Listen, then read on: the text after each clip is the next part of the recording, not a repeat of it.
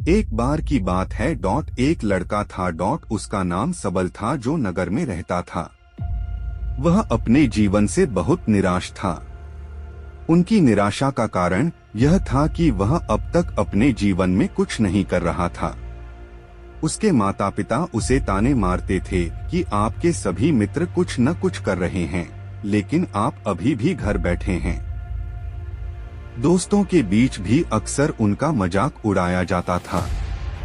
वह कहीं जाता तो लोग उससे पूछते कि आप क्या कर रहे हैं। उसे यह बताने में भी शर्म आ रही थी। वह कुछ नहीं कर रहा था।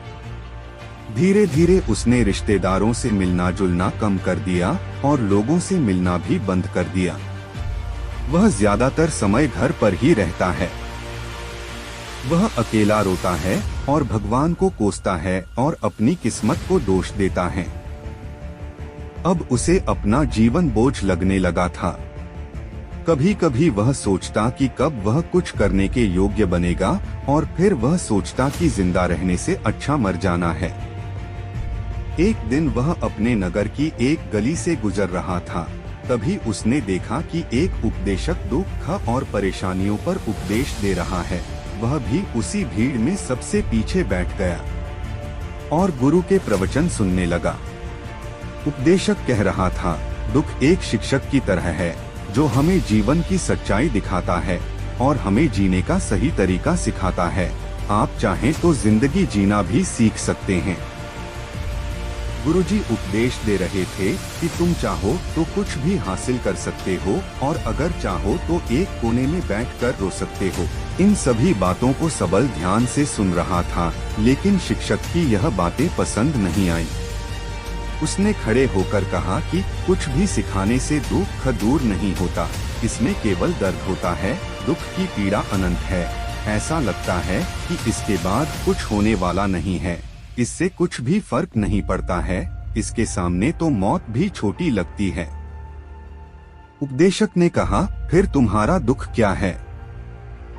सबल ने उसके सामने अपनी सारी व्यथा सुनाई और पूछा, मेरे दुख का कोई उपाय है तुम्हारे पास? यह सुनकर शिक्षक मुस्कुराए और बोले, तुम उस दिन मेरे पास आओ जब आपके जीवन में वास्तविक दर्द हो। मैं आपकी समस्या का समाधान अवश्य करूंगा।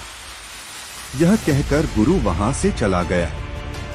सबल ने सोचा, कहीं मेरा दुख नकली तो नहीं है? क्या मैं जिस दर्द से गुजर रहा हूँ वह नकली है? मेरा दुख कोई नहीं समझ सकता। जब माँ बाप नहीं समझते तो गुरु क्या समझेगा? उनके दुखों से व्यथित होकर सबल ने एक फैसला लिया कि अब वह कुछ करेगा। सबल ने एक छोटा व्यवसाय शुरू किया, पर उसे सफलता नहीं मिल रही थी। लेकिन उसके घर वाले पूछते हैं कि क्या वह कुछ कोशिश कर रहा है। वह अपने व्यवसाय में लगा रहा और धीरे धीरे उन्हें सफलता मिलने लगी।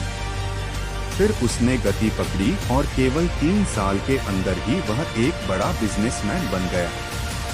अब सबल के आसपास ऐसे कई लोग थे जो उसकी परवाह करता था, जो उससे प्यार करता था। अब उनके परिवार के सदस्य भी उसकी तारीफ करते नहीं थक रहे थे। दिन ब दिन उसके मित्रों की संख्या बढ़ती जा रही थी। अब वह अपनी जिंदगी से बहुत खुश था। उनके कुछ दोस्तों ने उन्हें सलाह दी कि जब आप एक बड़ा बिजनेसमैन बनकर बहुत खुश हैं, तो सोचिए आपको कितनी खुशी होगी अगर आप इस शहर और इस राज्य के सबसे बड़े बिजनेसमैन बन जाते हैं।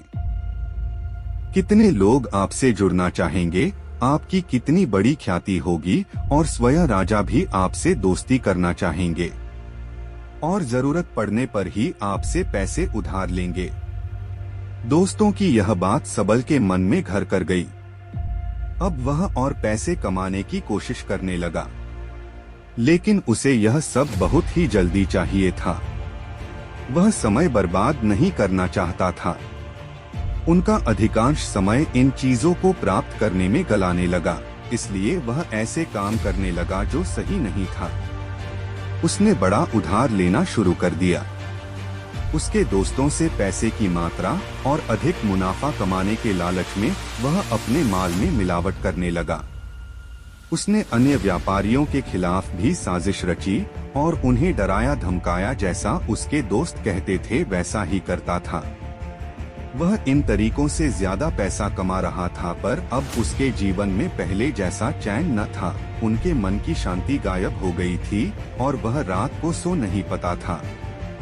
वह हंगामे में रहता था। वह सब कुछ पाकर भी उन्हें किसी चीज में सुख नहीं मिल रहा था। एक दिन सबल अपनी गाड़ी में कहीं जा रहा था। तभी रास्ते में उन्हें उपदेशक का आश्रम दिखाई दिया। वह रुका और गुरु के पास जाकर बोला, संत, आपने मुझे मेरे पास आने के लिए कहा था जब मेरे जीवन में सच्चा दुख आता है। अब मैं बहुत दुखी हूँ कि मेरी नींद हराम हो गई है। मुझे कहीं भी शांति नहीं मिल रही है। इस प्रकार सबल ने अपनी सारी समस्याएं गुरु को बता दी। गुरु ने कहा, जब तुम पहली बार मुझसे मिलने आए थे तब भी तुम किसी दुख में थे। आपने उस दर्द से क्या सीखा? सबल ने कहा कि सिर्फ सोचने और चिंता करने से कुछ नहीं होता। आपकी दृष्टि को सच करने के लिए यह कार्रवाई करता है और सिर्फ काम करने से कुछ नहीं होता, परिणाम भी मिलना चाहिए। जब आपको लगता है कि आपका लक्ष्य हासिल नहीं होने वाला, तब राह में चाहे कितनी भी मुश्किलें आ जाएं, मन कितना भी निराश क्यों न हो, कितना भी लगता हो कि अब कुछ नहीं होने वाला है, तभी विश्वास करें, मैं जो भी कर रहा हूँ उसमें अवश्य सफल होऊंगा।